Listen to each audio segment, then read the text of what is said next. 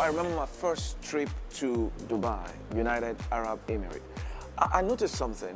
You know, we got to the airport, from the airport, got to the hotel. I think we didn't really come out from the airport, got to the hotel, drove in. Then the hotel was connected to the mall, got to the mall. Then for some reason, I was leaving the mall and I came out. And it was a shock.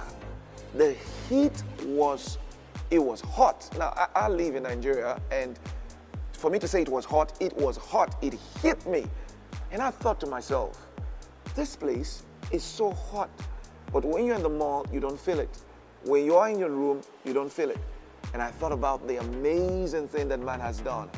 Air conditioning. This way, you can condition the atmosphere that you live in. If it's too hot, you make it cold. If it's too cold, you make it hot. That's what we have in Christ. Discover more in today's Rhapsody of Realities. Have a great day. Become a partner today. Love you.